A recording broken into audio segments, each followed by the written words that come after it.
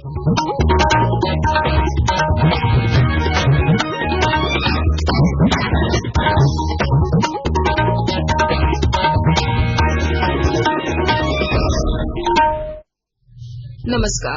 प्रादेशिक समाचार के साथ मैं नूतन लकड़ा। पहले मुख्य समाचार। केंद्रीय स्वास्थ्य मंत्री डॉक्टर हर्षवर्धन ने कहा, देश में 17 जनवरी से शुरू होगा कोविड टीकाकरण अभियान। 33 राज्यों और केंद्र शासित प्रदेशों में कोविड टीकाकरण का दूसरा राष्ट्रव्यापी पूर्वाभ्यास शुरू। झारखंड के सभी 24 जिले भी शामिल। केंद्र सरकार और किसान संगठनों के बीच आज नई दिल्ली में होगी 8वें दौर की बातचीत। और इंजीनियरिंग में दाखिले के लिए होने वाली एडवांस संयुक्त प्रवेश परीक्षा इस वर्ष 3 जुलाई को। और अब समाचार विस्तार से। कोविड-19 महामारी के खिलाफ देश एकजुट होकर लड़ रहा है। आप भी हमारे साथ सुरक्षा और बचाव के 3 आसान एहतियाती उपायों का संकल्प लें। मास्क पहने, 2 गज की दूरी है जरूरी, सुरक्षित दूरी बनाए रखें, हाथ और मुंह साफ रखें। केंद्रीय स्वास्थ्य मंत्री डॉक्टर हर्षवर्धन ने कहा है कि देश भर में कोविड टीकाकरण अभियान 17 जनवरी से शुरू हो जाएगा। डॉक्टर हर्षवर्धन तमिलनाडु में कोविड टीकाकरण के पूर्वाभ्यास की तैयारियों की समीक्षा के लिए तमिलनाडु के 2 दिवसीय दौरे पर हैं। उन्होंने चेन्नई में राजीव गांधी सरकारी जनरल अस्पताल में टीकाकरण की तैयारियों को देखने के बाद संवाददाताओं को यह जानकारी दी। उन्होंने कहा कि सरकार पोलियो की तरह ही कोविड का भी उन्मूलन करेगी। स्वास्थ्य मंत्री टीकाकरण की तैयारियों को देखने के लिए आज चेन्नई और कांचीपुरम के विभिन्न स्वास्थ्य केंद्रों का दौरा कर रहे हैं। वे चेन्नई में सरकारी औषध भंडारण केंद्र भी देखने जाएंगे। कोविड टीकाकरण का दूसरा राष्ट्रव्यापी पूर्वाभ्यास 33 राज्यों और केंद्र शासित प्रदेशों के 736 जिलों में आज किया जा रहा है। अभ्यास का उद्देश्य वास्तविक टीकाकरण प्रक्रिया को सुगम बनाना है। प्रस्तावित टीकाकरण केंद्र पर लाभार्थियों के पंजीकरण और माइक्रो प्लानिंग की पूरी योजना का परीक्षण जिला अधिकारी की निगरानी में किया जा रहा है। पूर्वाभ्यास में राज्य, जिला, प्रखंड और अस्पताल स्तर के सभी अधिकारियों को कोविड टीकाकरण अभियान के सभी पहलुओं की जानकारी भी दी जा रही है। राज्य के सभी 24 जिलों में आज कोरोना टीकाकरण का पूर्वाभ्यास ड्राई रन किया जा रहा है। इसमें टीकाकरण से संबंधित सभी गतिविधियों का पूर्वाभ्यास किया जाएगा। इस पूर्वाभ्यास का उद्देश्य टीकाकरण स्थल पर लाभुकों के पंजीकरण, माइक्रो प्लानिंग और टीकाकरण सहित संपूर्ण टीकाकरण अभियान की व्यापक तैयारियों की परख करना है। इधर पाकुड़ के उपायुक्त कुलदीप चौधरी और पुलिस अधीक्षक मनीलाल मंडल ने सभी केंद्रों का निरीक्षण कर ड्राई रन की जानकारी दी। वहीं विश्व स्वास्थ्य संगठन और यूनिसेफ के प्रतिनिधियों ने भी ड्राई रन में हिस्सा लेने वाले स्वास्थ्य कर्मियों को आवश्यक जानकारी दी। पश्चिमी सिंहभूम जिले में कोरोना टीकाकरण को लेकर आज पूर्वाभ्यास किया जा रहा है। विस्तृत ब्यौरे के साथ हमारे चाईबासा संवाददाता। पश्चिमी सिंहभूम जिले में कोविड-19 के वैक्सीन को दिलाने के पूर्वाभ्यास के रूप में आज ड्राई रन आयोजित किया जा रहा है। उल्लेखनीय है कि जिले में 7,502 फ्रंटलाइन वर्कर्स चिन्हित किए गए हैं, जिनमें स्वास्थ्य कर्मी भी शामिल हैं। उन्हें प्रथम चरण में कोविड-19 का वैक्सीन दिलाया जाएगा। आज के ड्राई रन में जिला मुख्यालय के सदर अस्पताल समेत सभी सामुदायिक स्वास्थ्य केंद्रों में इसका अभ्यास किया जाएगा। इसमें वैक्सीन के रखरखाव एवं वैक्सीन देने तक की पूरी प्रक्रिया का अभ्यास किया जाएगा। उम्मीद है कि कोविड-19 के वैक्सीन की उपलब्धता के बाद इस प्रकार का अभ्यास उन्हें होने वाले टीकाकरण में मदद करेगा। दिलीप बनर्जी, आकाशवाणी समाचार, चाईबासा। राज्य भर में पिछले 24 घंटों के दौरान 195 नए कोरोना संक्रमित मिले हैं। इसी के साथ राज्य में अब तक मिले कुल संक्रमितों की संख्या बढ़कर 1,16,229 पहुंच गई है। वहीं दूसरी ओर कल 195 लोगों को स्वस्थ होने के बाद अस्पताल से छुट्टी दे दी गई। इसी के साथ राज्य भर में अब तक स्वस्थ होने वालों की कुल संख्या बढ़कर 1,13,740 पहुंच गई है, जबकि सक्रिय मामलों की संख्या 1,448 रह गई है।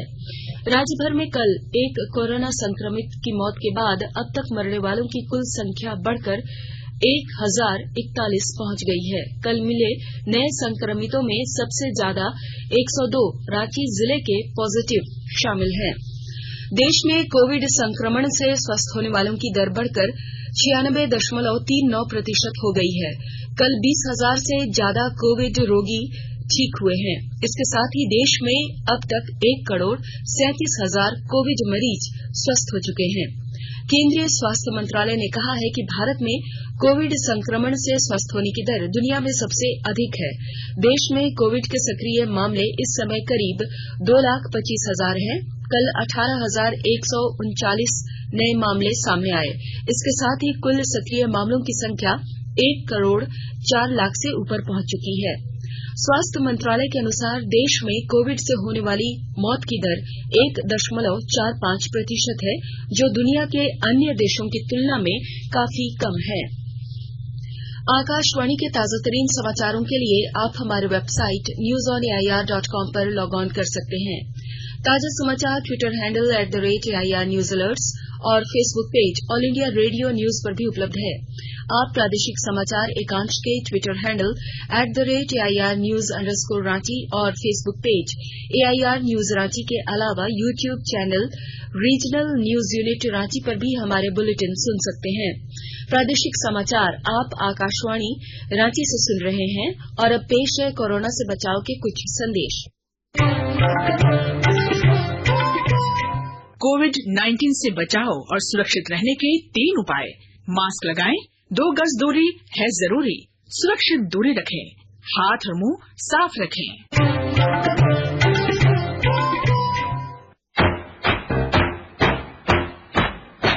चलो एक शुरुआत करें, चलो एक फैसला आज करें, मास्क नहीं तो टोकेंगे, कोरोना को रोकेंगे, चलो एक वादा करते हैं, चलो एक वादा करते हैं, मास्क नहीं तो टोकेंगे, कोरोना को रोकेंगे।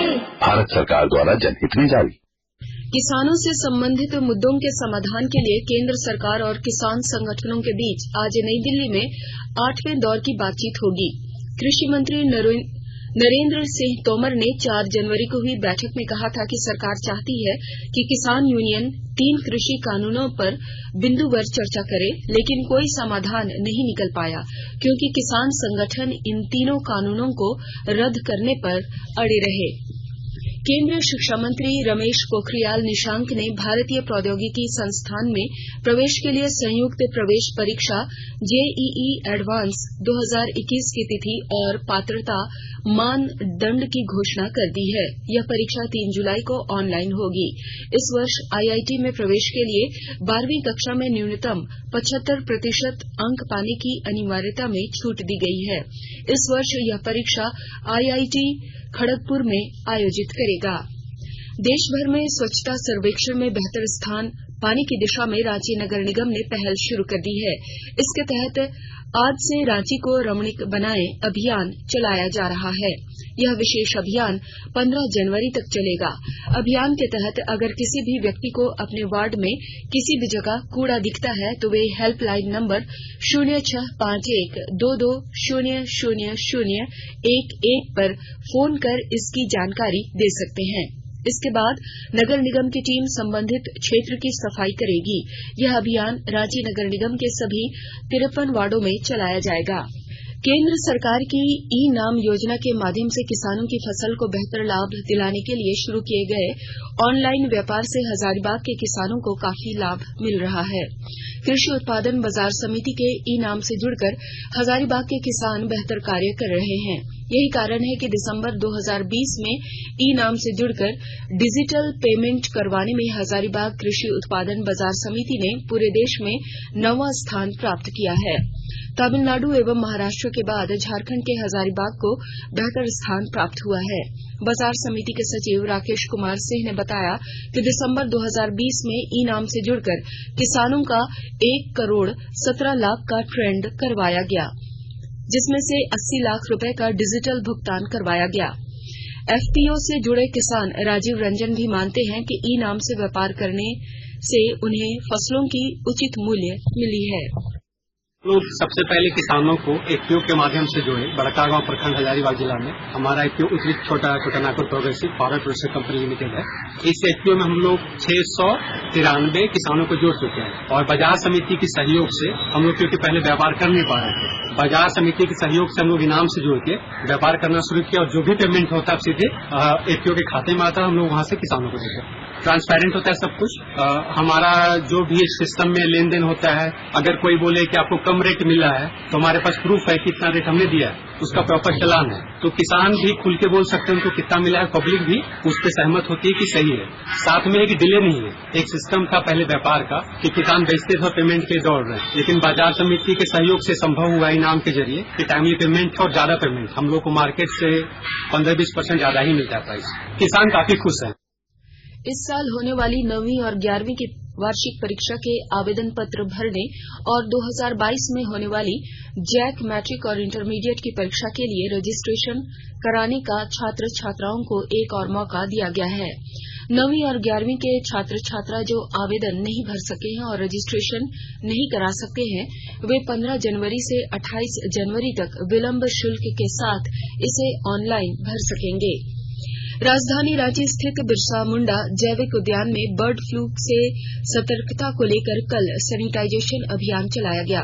वहीं बर्ड फ्लू से पक्षियों के बचाव को लेकर जरूरी उपाय किए जा रहे हैं।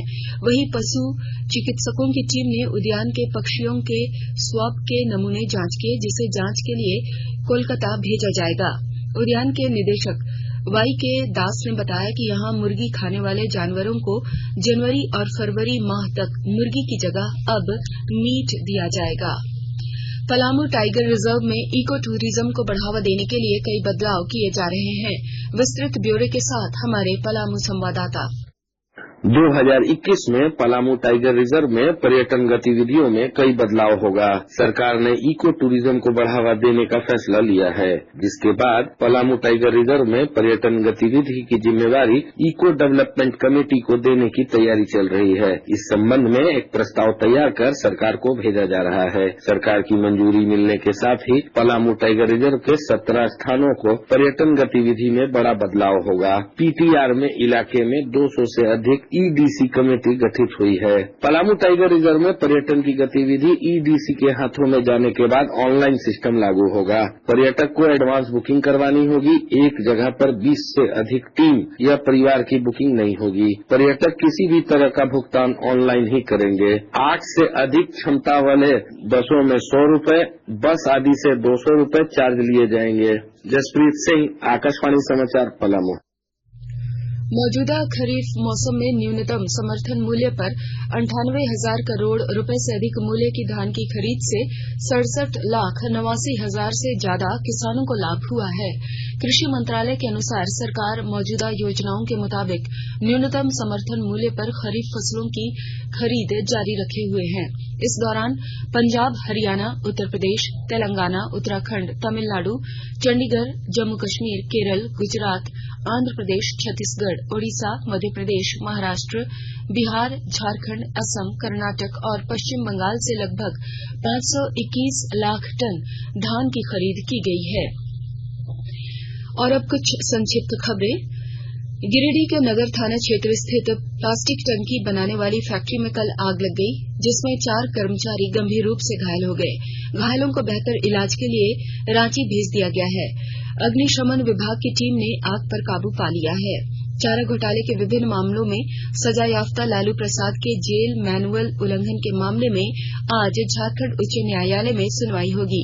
न्यायाधीश अपरेश कुमार सिंह की अदालत में यह मामला सुनवाई के लिए सूचीबद्ध है। रांची स्थित कांके डैम परिसर को अतिक्रमण मुक्त बनाने को लेकर रांची नगर निगम की टीम ने कल कई घरों की जांच की। इस दौरान जमीन के कागजात और नक्शों की मांग की गई। नगर निगम के टाउन प्लानर और इंजीनियरों की टीम ने बताया कि झारखंड हाईकोर्ट के आदेश पर कांके डैम परिसर को अतिक्रमण मुक्त किया जाना है। इसे लेकर कल 22 घरों के बाहर नोटिस चिपकाया गया। और अब अंत में मुख्य समाचार एक बार फिर। केंद्रीय स्वास्थ्य मंत्री डॉक्टर हर्षवर्धन ने कहा कि देश में 17 जनवरी से शुरू होगा कोविड टीकाकरण अभियान। 33 राज्यों और केंद्र शासित प्रदेशों में कोविड टीकाकरण का दूसरा राष्ट्रव्यापी पूर्वाभ्यास शुरू, झारखंड के सभी 24 जिले भी शामिल। केंद्र सरकार और किसान संगठनों के बीच आज नई दिल्ली में होगी 8वें दौर की बातचीत। और इंजीनियरिंग में दाखिले के लिए होने वाली एडवांस संयुक्त प्रवेश परीक्षा इस वर्ष 3 जुलाई को। इसके साथ ही आकाशवाणी रांची से प्रादेशिक समाचार का ये बुलेटिन समाप्त हुआ।